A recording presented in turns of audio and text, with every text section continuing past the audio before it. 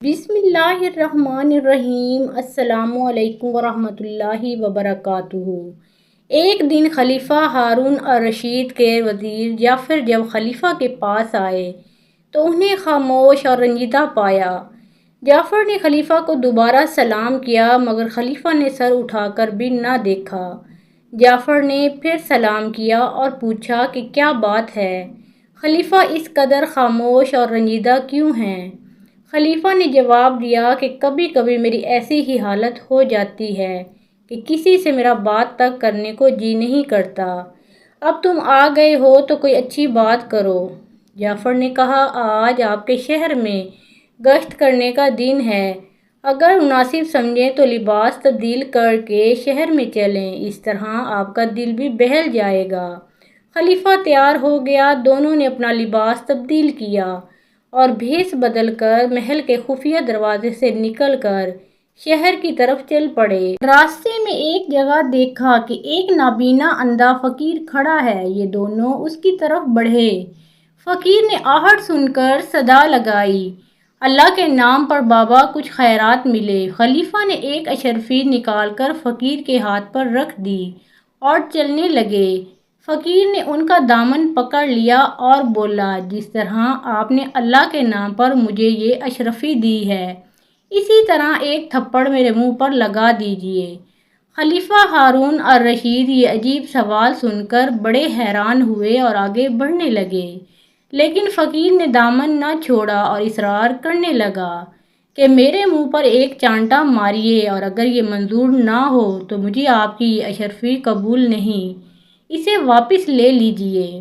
خلیفہ نے اس کے اصرار پر مجبور ہو کر اس کے منہ پر ہلکے سے ایک چانٹا مار دیا، لیکن کچھ دور جانے پر ہارون الرشید کو خیال آیا کہ فقیر نے جو یہ حرکت کی ہے تو ضرور اس میں کوئی راز ہے، تو انہیں جستجو ہوئی کہ یہ راز معلوم کرنا چاہیے۔ انہوں نے وزیر سے کہا کہ وہ اس فقیر کو جا کر بتا دے کہ اس کو یہ اشرفی خلیفہ نے دی ہے اور ان کا حکم ہے کہ کل دوپہر کو ان کے دربار میں وہ حاضر ہو جائے۔ دوسرے دن دوپہر کو یہ اندھا فقیر بادشاہ کے حکم کے مطابق خلیفہ کے دربار میں حاضر ہو گیا اور سلام کر کے ایک طرف خاموش کھڑا ہو گیا۔ اسے نہیں معلوم تھا کہ خلیفہ نے اسے دربار میں کیوں طلب کیا ہے۔ ہارون الرشید نے فقیر کو دیکھا اور پھر اس کی طرف متوجہ ہو کر بولے، بھائی تمہارا نام کیا ہے اور تم نے سوال کرنے کے بعد اپنے منہ پر تھپڑ کیوں لگوایا؟ یہ کیا ماجرا ہے؟ فقیر نے ادب سے جواب دیا، جناب عالی میرا نام عبداللہ ہے اور میں اسی بغداد شہر کا رہنے والا ہوں۔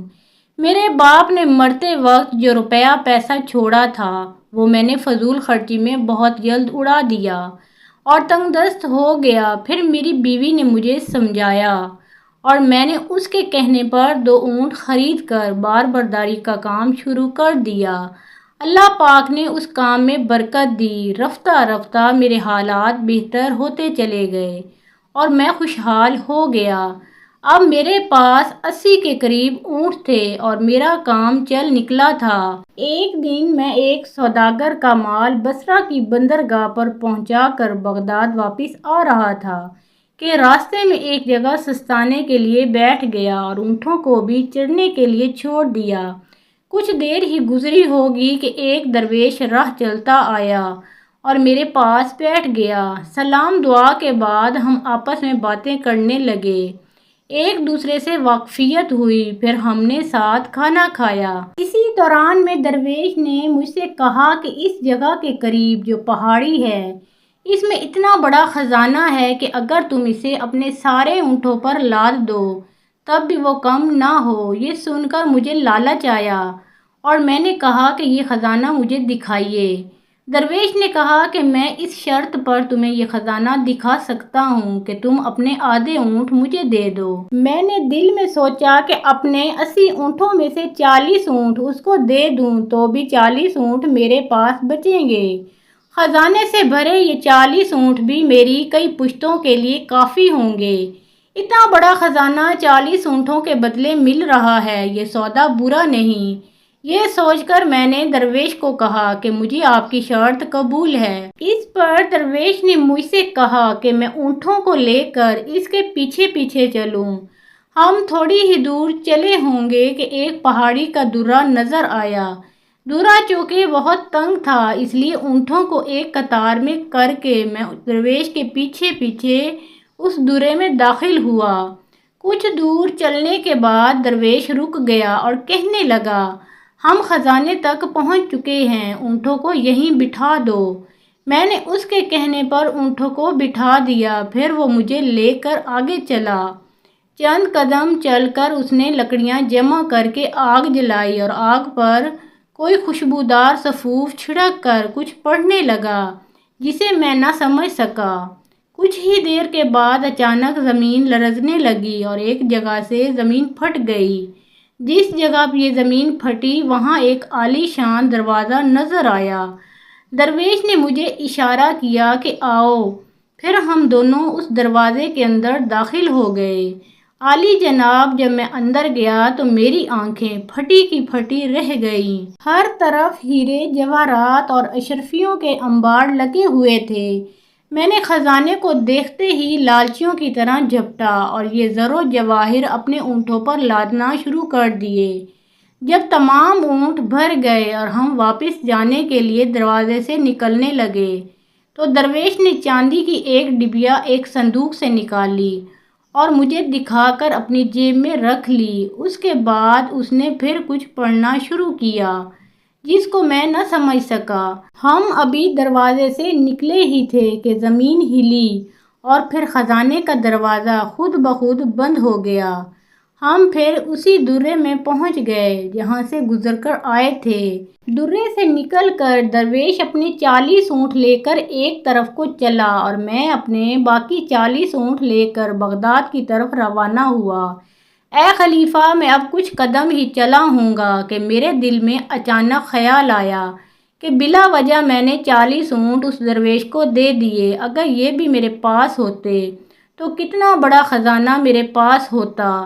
میں نے یہ تو سوچا نہیں کہ درویش ہی کی بدولت مجھے مفت میں اتنا بڑا مال مل گیا، اور اپنے 40 اونٹ ہاتھ سے نکل جانے کا افسوس کرنے لگا۔ پھر مجھ سے صبر نہ ہو سکا اور میں دوڑ کر درویش کے پاس گیا اور اس سے کہنے لگا، حضرت آپ تو تارک دنیا ہیں، اتنے اونٹوں کا انتظام نہیں کر سکیں گے، بہتر ہوگا کہ 10 اونٹ ان میں سے مجھے واپس کر دیجئے۔ میری یہ بات سن کر درویش نے کچھ کہے بغیر ان میں سے 10 اونٹ مجھے واپس کر دیے اور 30 اونٹ لے کر وہاں سے چلا گیا۔ میں 10 اونٹ لے کر واپس آنے لگا تو پھر مجھے خیال آیا کہ میں نے بڑی بیوقوفی کی، کچھ اور اونٹ واپس مانگ لیتا۔ اس خیال کے آتے ہی میں پھر درویش کی طرف بھاگا اور اسے روک کر اس سے کہا، ارے میاں، آپ تو درویش لوگ ہیں، 30 اونٹوں کا بھی انتظام کیسے کریں گے؟ میں اس کام سے واقف ہوں، اونٹوں کی دیکھ بھال کرنا جانتا ہوں، اس لیے کہ میں ان کی دیکھ بھال کرتا رہتا ہوں، بہتر ہے کہ آپ 20 اونٹ مجھے اور دے دیجئے۔ درویش نے اب بھی کچھ نہ کہا، خاموشی سے 20 اونٹ میرے حوالے کر دیے اور 10 اونٹ لے کر چل دیا۔ جناب عالی، میں لالچ میں اندھا ہو رہا تھا۔ میں نے سوچا کہ کسی ترتیب سے باقی 10 اونٹ بھی درویش سے واپس لے لوں۔ چنانچہ میں پلٹا اور دوڑتا ہوا درویش کے پاس جا پہنچا اور جو 10 اونٹ اس کے پاس باقی رہ گئے تھے وہ بھی اسی طرح کی باتیں کر کے میں نے اس سے لے لیے۔ اونٹ لے کر ابھی میں واپس ہو ہی رہا تھا کہ مجھے چاندی کی اس ڈبیا کا خیال آیا جو درویش نے میرے سامنے ہی اپنی جیب میں رکھی تھی۔ میں سوچنے لگا کہ اس ڈبیا میں ضرور کوئی ایسی قیمتی چیز ہے کہ درویش نے زر و جواہر سے بھرے 40 اونٹ کچھ کہے سنے بغیر دے دیے، اس لیے جیسے بھی ہو یہ ڈبیا بھی مجھے حاصل کرنی چاہیے۔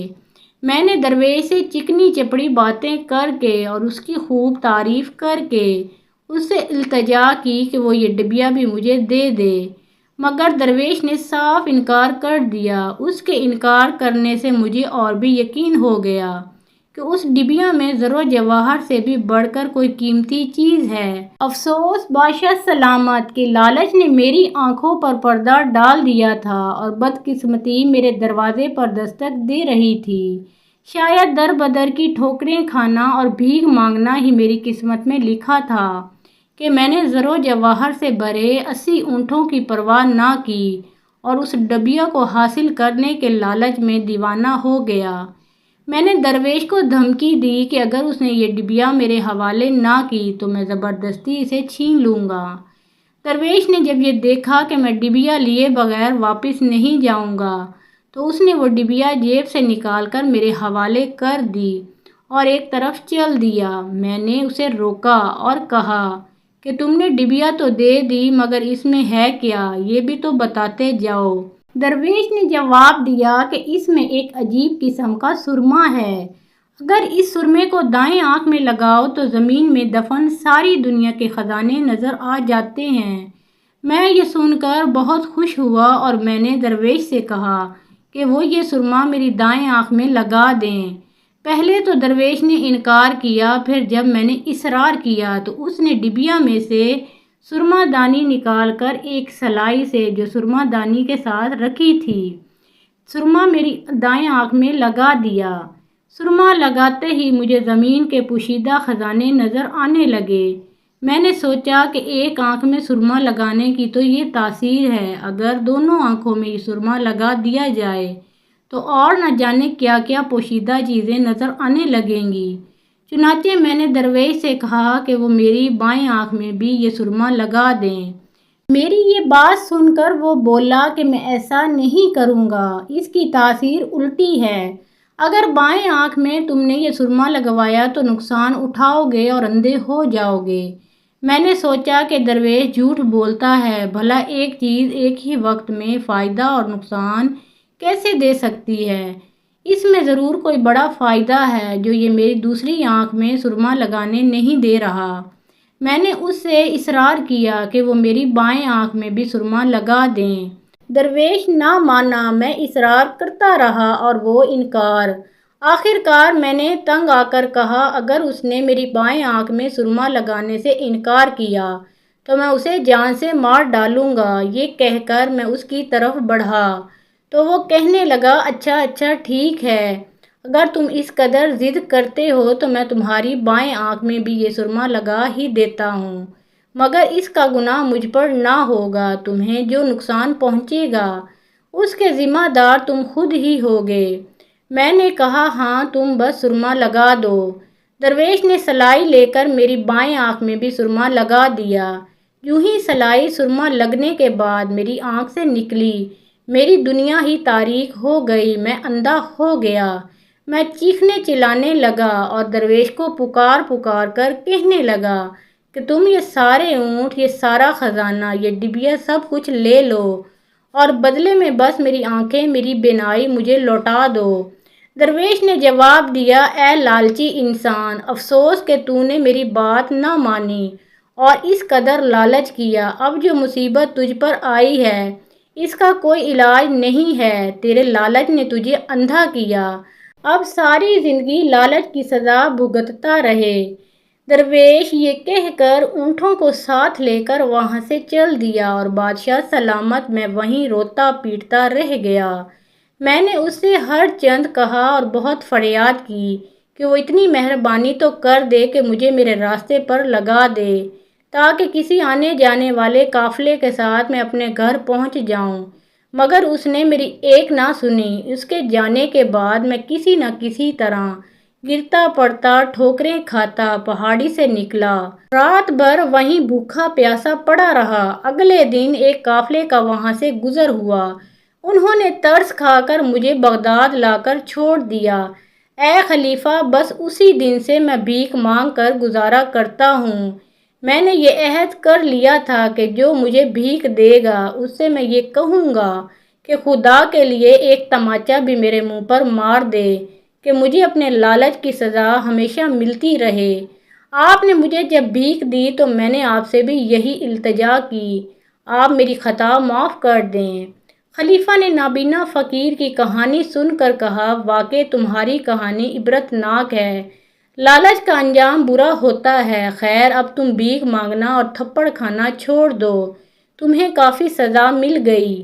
آج سے تمہیں روزانہ شاہی خزانے سے 4 درہم ملتے رہیں گے، جو تمہاری گزر بسر کے لیے کافی ہیں۔ یہ کہہ کر بادشاہ نے اندھے فقیر کو جانے کی اجازت دے دی۔ محترم ناظرین، پیارے آقا محمد مصطفیٰ صلی اللہ علیہ وآلہ وسلم کا پیارا نام ایک بار کمنٹ باکس میں ضرور لکھیں، اور ویڈیو پسند آئے تو لائک ضرور کیجیے۔